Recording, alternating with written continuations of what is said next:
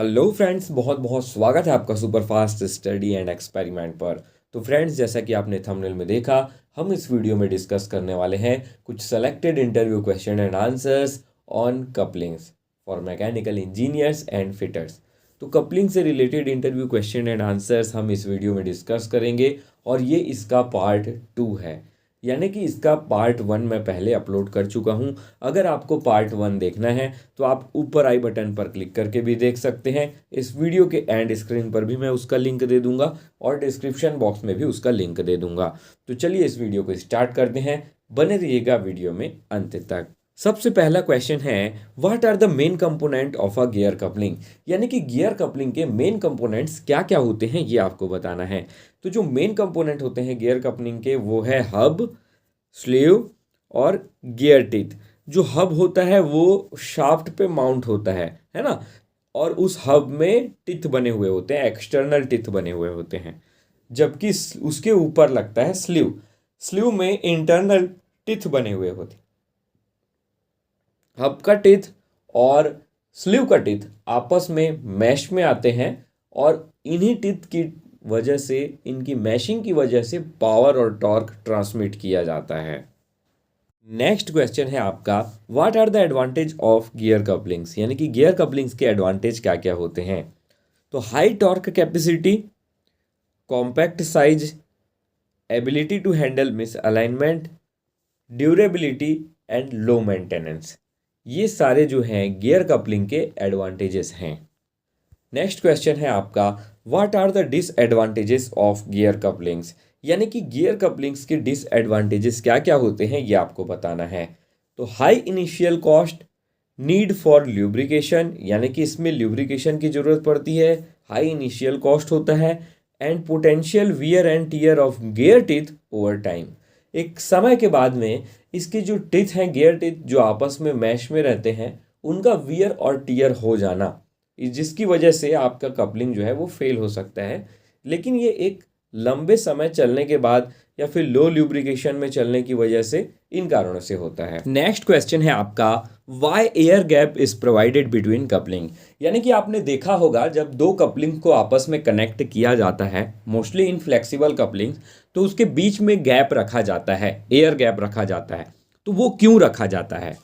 Gap रखा जाता है एकोमोडेट करने के लिए थर्मल एक्सपांसन को, मिस अलाइनमेंट्स को और एक्सियल मूवमेंट ऑफ शाफ्ट को ड्यूरिंग ऑपरेशन के दौरान, यानी कि थोड़ा बहुत एक्सियल मूवमेंट हो सकता है शाफ्ट का, उसको कंपनसेट एकोमोडेट करने के लिए। अगर थोड़ा बहुत मिस अलाइनमेंट है तो उसे एकोमोडेट करने के लिए, और इसके साथ ही अगर हल्का सा थर्मल एक्सपांसन भी होगा, वैसे तो बहुत कम होने के चांसेस है लेकिन फिर भी कुछ तो हो सकता है, हाई हीट जोन में अगर कपलिंग यूज़ हो रहा है तो उसकी वजह से भी दिया जाता है।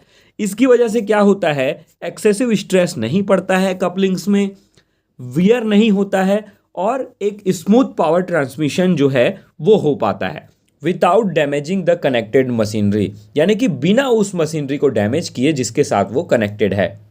अलग अलग साइज के कपलिंग में अलग अलग गैप रखा जाता है। जैसे जैसे कपलिंग का साइज बढ़ता जाएगा उसके बीच का गैप भी बढ़ता जाएगा। तो इसके ऊपर मैंने वीडियो अपलोड की है, अगर आपको जानना है कि पिन बुश कपलिंग के बीच में कितना गैप रहता है, आप ऊपर आई बटन पर क्लिक करके उसे भी देख सकते हैं। गियर कपलिंग में कौन से साइज के लिए कितना एयर गैप रखा जाता है ये भी जानना है आपको, तो उसके ऊपर भी वीडियो अपलोडेड है, आप उसको भी ऊपर आई बटन पर क्लिक करके देख सकते हैं। इन सब का डिस्क्रिप्शन में मैं आपको लिंक दे दूंगा ये सारे वीडियोज़ का। नेक्स्ट क्वेश्चन है आपका, what is a universal coupling, यानी कि यूनिवर्सल कपलिंग क्या होता है ये आपको बताना है। तो जो यूनिवर्सल कपलिंग होता है उसे यूनिवर्सल जॉइंट या फिर यू जॉइंट भी कहा जाता है, कार्डन शाफ्ट भी कहा जाता है। ये एक मैकेनिकल डिवाइस है, एक कपलिंग है जिसका इस्तेमाल किया जाता है दो शाफ्ट को आपस में कनेक्ट करने के लिए जो एक दूसरे से इंक्लाइंड हो, एक एंगल में हो, दोनों के बीच कोई एक एंगल है। It allows the transmission of rotary motion and torque between the shaft while accommodating angular miss alignment, यानी कि ये एंगुलर मिस अलाइनमेंट को जो है एकोमोडेट करता है। यूनिवर्सल कपलिंग का इस्तेमाल किया जाता है ऑटोमोटिव ड्राइव शाफ्ट में, जैसे कि आपने देखा होगा जो गाड़ी होती हैं उनमें प्रोपेलर शाफ्ट लगा होता है, वहाँ पर इसे लगाया जाता है। बहुत सारी मशीनरीज में इसका इस्तेमाल किया जाता है। जैसा कि आप इमेज में देख पा रहे हैं, ये यूनिवर्सल कपलिंग है और उसके पार्ट्स के नाम यहाँ पर क्लियर दिख रहे हैं। इसे फॉर्क कहा जाता है, यहाँ पर की लगा हुआ है शाफ्ट के साथ उसे लॉक करने के लिए। इसे कॉलर कहा जाता है। ये वाला जो हिस्सा है ये आपका पिन है, यहाँ पर सेंटर ब्लॉक है और ये इस तरह से आपका यूनिवर्सल कपलिंग होता है। नेक्स्ट क्वेश्चन है आपका, what is a resilient grid coupling, यानी कि रेजिलेंट ग्रिड कपलिंग क्या होता है ये आपको बताना है। रेजिलेंट ग्रिड कपलिंग जो होता है वो एक टाइप का फ्लेक्सिबल कपलिंग है, यानी फ्लेक्सिबल टाइप ऑफ कपलिंग के अंतर्गत आता है।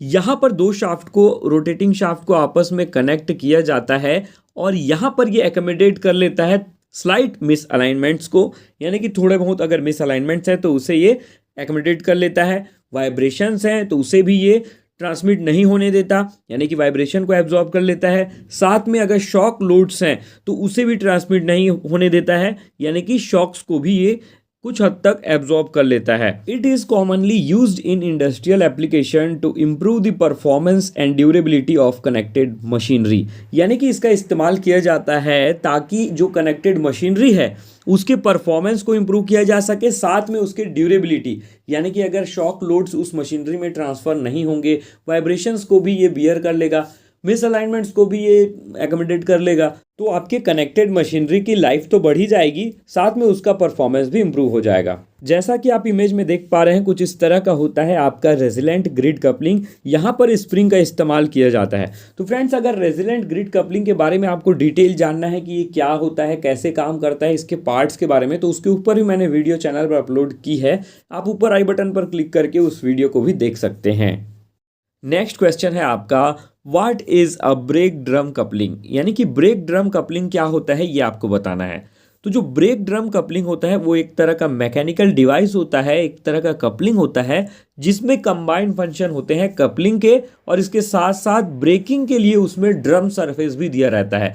यानी कि कपलिंग का जो आउटर सरफेस रहता है उसमें एक ड्रम कनेक्टेड रहता है जिसके ऊपर ब्रेक शूज लगे होते हैं और उससे ब्रेक भी किया जाता है, यानी कि रोका जाता है उससे, उस कपलिंग को, पावर ट्रांसमिशन को रोका भी जाता है। फॉर एग्जांपल इसका इस्तेमाल किया जाता है विंच मशीन्स में और किलन मेन ड्राइव के इनपुट शाफ्ट में इसका इस्तेमाल किया जाता है। नेक्स्ट क्वेश्चन है आपका, what is a spider coupling, यानी कि स्पाइडर कपलिंग क्या होता है। तो देखिए, जो स्पाइडर कपलिंग होता है वो एक फ्लेक्सिबल टाइप ऑफ कपलिंग के अंतर्गत आता है, यानी कि एक तरह का फ्लेक्सिबल टाइप कपलिंग होता है जिसमें इलास्टोमेरिक एलिमेंट का इस्तेमाल किया जाता है जिसे कि स्पाइडर कहा जाता है, जिसका शेप कुछ इस तरह से होता है जैसे कि आप इमेज में देख सकते हैं। और दो कनेक्टिंग हब जो है उसके बीच में इस स्पाइडर को लगा दिया जाता है जिसकी वजह से ये एक कुशनिंग इफेक्ट प्रोवाइड करता है और एक फ्लेक्सिबिलिटी भी प्रोवाइड करता है, शॉक भी एब्जॉर्ब होता है यहाँ पर। तो फ्रेंड्स, ये थे कुछ selected interview question and answers on coupling और ये इसका पार्ट 2 है। इसका पार्ट 1 मैं पहले ही अपलोड कर चुका हूं, आप पार्ट 1 को भी देख लें। तो दोस्तों, उम्मीद करता हूं ये वीडियो आपको काफ़ी ज़्यादा पसंद आई होगी। अगर 1% भी ये वीडियो आपको हेल्पफुल लगी हो तो प्लीज़ इस वीडियो को लाइक कर दीजिएगा, चैनल को सब्सक्राइब कर दीजिएगा। फिर से मिलेंगे नेक्स्ट वीडियो में, तब तक के लिए अलविदा।